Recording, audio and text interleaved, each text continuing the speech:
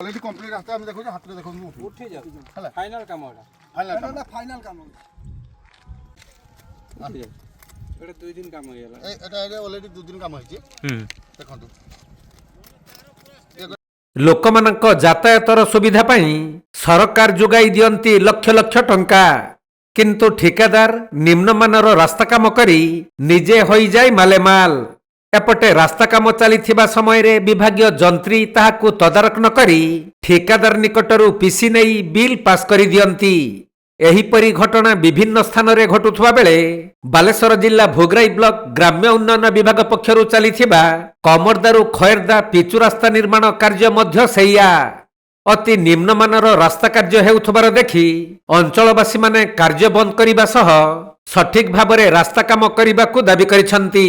ଦେଖନ୍ତୁ କାମ ଯେତେବେଳେ ଆସିଲା ଯେ ରିପେୟାରିଂ କାମ ଆସିଲା ସେତେବେଳେ ଇଏ ଭାଇ ଜଣେ ଉମାଶଙ୍କର ପଣ୍ଡା ବୋଲି ସେ ଆସିଥିଲେ। ତେଣୁ ସେ ଏଠି ଆମର ସେ ବାହୁଣଗଡ଼ିଆ ପାଖରେ ଗୋଟେ ଘର ଅଛି ଦେଇ ସେ ଘରଟା ଆମର କହିଲେ ଭଡ଼ାରେ ନେବେ। ସେ ଭାଇ ଆମ ଦିଲ୍ଲୀରେ ରୁହନ୍ତି, ତାଙ୍କୁ କହିଲେ ଫୋନ୍ କରିଥିଲେ ଯେ ଭାଇଙ୍କ ସହିତ କଥା ହେଇଥିଲେ। ମୁଁ କହିଲି ଠିକ୍ ଅଛି ଦିଆଯିବ, କଥା ହେଇକି ବି ତାଙ୍କୁ ସେଠି ରହିବା ପାଇଁ ଦିଆଯାଲା। ଯେହେତୁ ବାହାରିଆ ଲୋକ ଆସୁଛନ୍ତି, ଗାଁ ଗୋଟେ ରାସ୍ତା କାମ ହେଉଛି ଚାଲିଛି, ଖରାପ ହେଇଛି, ରିପେୟାରିଂ ନହେଲେ ଲୋକ ଯାଇପାରୁନାହାନ୍ତି, ବହୁତ ହଇରାଣ ହରକତ ହେଉଛନ୍ତି। ତେଣୁ ସେଇଥିପାଇଁ ମୁଁ କହିଲି ହଉ ଠିକ୍ ଅଛି ଆପଣ ରୁହନ୍ତୁ। ତାପରେ ସେଇ ଯେଉଁଦିନ କାମ ହେଲା ସେଇଦିନ ମୁଁ କହିଲି ଯେଉଁ ଖାଲା ଫାଲା ଅଛି ସେଗୁଡ଼ାକୁ ଇଏ କରିକି ମେଟାଲିଂ କରିକି ତାପରେ ପିଚୁ କାମ କରିବେ। ତ ସେଇଦିନ କାମ ଷ୍ଟାର୍ଟିଂ ତା ପରଦିନ ହେଲା। ତା ପରଦିନ ମୁଁ ରାତି 10ଟା ସମୟରେ ଆସିଲି, ଦେଖିଲି କାମ ହେଇଛି କିନ୍ତୁ ଯେଉଁ ଅଏଲ୍ ପଡ଼ିବା କଥା ତଳେ ସେ ଅଏଲ୍ ପକାଇ ନାହାନ୍ତି। ତ ଅଏଲ୍ ପକାଇ ନାହାନ୍ତି, ସେଠି ଯେଉଁ ଗ୍ରାମବାସୀ ଥିଲେ ହୁଏତ ସେମାନେ କହିନାହାନ୍ତି କି ଜାଣିନାହାନ୍ତି ବୋଧେ।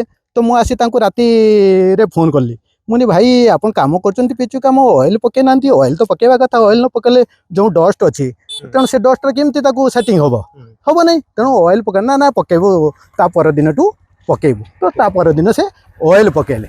ତ ଅଏଲ୍ ପକାଇକି କାମ କରିଲେ। ଆମର ଏଠି ଗୋଟେ ଜମି ଅଛି, ସେ ଜମି ପାଖକୁ ଆସିଥିଲି, ସେ କାମ କରୁଥିଲେ ତାଙ୍କ ଲେବର। ମୁଁ ଭାଇ କାମ ହେଉଛି ଭାଇ, ଇଏ ଥିକନେସ୍ ଏତେ କାହିଁ କମ୍ କରୁଛନ୍ତି, କେତେ ଆମର କାମ ଠିକ୍ କରନ୍ତୁ। ତ ସେଇ ଦୃଷ୍ଟିରୁ କହିଲି, ତ ସେଇ ଅନୁସାରେ ସେମାନେ ତାର କାମ କରି ଚାଲିଛନ୍ତି, କିଛି ଆଉ ଶୁଣିଲେ ନାହିଁ। ତ ଆଜି ଯେତେବେଳେ ଗ୍ରାମବାସୀ ସମସ୍ତେ ଆସିଲେ, ଦେଖିଲେ ପ୍ରକୃତର କେତେ କାମ ହେବା କଥା, ମାନେ ତାର ଥିକନେସ୍ କେତେ ରହିବା କଥା। ତ ଆମେ ଦେଖିଲୁ, ଆମର ଚାବିରେ ଖୋଳିକି ଦେଖିଲୁ ନାହିଁ, ମାନେ 10 କି 15 ଭିତରେ ରହୁଛି, କାମ ହେଉଛି। ତେଣୁ ସେଇଥିପାଇଁ ଆମେ ଗ୍ରାମବାସୀ ତରଫରୁ କାମ ବନ୍ଦ ରଖିଛୁ। ତେବେ କମରଦାରୁ ଖଏରଦା ଦେଇ ପଶ୍ଚିମବଙ୍ଗକୁ ସଂଲଗ୍ନ କରୁଥିବା ଏହି ରାସ୍ତାଟି ଦୀର୍ଘ ଦିନ ହେବ ଅତି ଶୋଚନୀୟ ହୋଇ ପଡ଼ି ରହିଥିଲା। ତେଣୁ ବହୁ ଦାବି ପରେ ଏହାର ରାସ୍ତା କାମ ଆରମ୍ଭ ହୋଇଥିବା ବେଳେ ରିପେୟାରିଂ ପିଚୁ ପାଇଁ 33,90,163 ଟଙ୍କା ବ୍ୟୟ ବରାଦରେ ଚାଲିଛି କାର୍ଯ୍ୟ।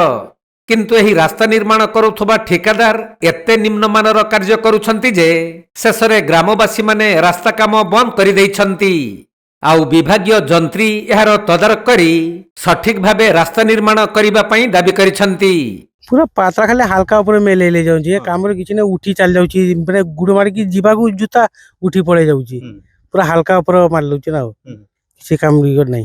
ए कॉन्ट्रैक्टर मन को कहले नी एडी जो काम करछन से मन को कहले मैं तो घर थिनी मु काम को जाउथि तो आसी देखिबा को ए रकम कंप्लेन करबा को बंद कराई छी। कोन चाहुचंती आपन काम टे भलो भाव रे हो आउ जेई आसुनांती फील्ड को जेई ना के आसुन ए तदारक करिया पे आसु ना सर के आसुन गाड़ी के देखते पाउ ना मोर काली के। ତେବେ ଏହି ନିମ୍ନମାନର ରାସ୍ତା କାମକୁ ନେଇ ଗ୍ରାମ୍ୟ ଉନ୍ନୟନ ବିଭାଗ ଅଧୀକ୍ଷଣ ଯନ୍ତ୍ରୀଙ୍କ ପ୍ରତିକ୍ରିୟା ନେଇଥିଲେ ଗଣମାଧ୍ୟମର ପ୍ରତିନିଧି। ସେ ଯେଉଁ ପ୍ରକାର ଉତ୍ତର ରଖିଛନ୍ତି ତାହା ଠିକାଦାରଙ୍କୁ ଘଣ୍ଟ ଘୋଡ଼ାଉଥିବା ଭଳି ମନେ ହେଉଛି। ରାସ୍ତା କାମର ତଦାରଖ କରି ସେ ସଠିକ ପଦକ୍ଷେପ ନେବେ ବୋଲି କହିଥିବା ବେଳେ କେବଳ ଦେଖିବାକୁ ବାକି ରହିଲା ସେ କେଉଁ ପ୍ରକାର କାର୍ଯ୍ୟାନୁଷ୍ଠାନ ନେଉଛନ୍ତି।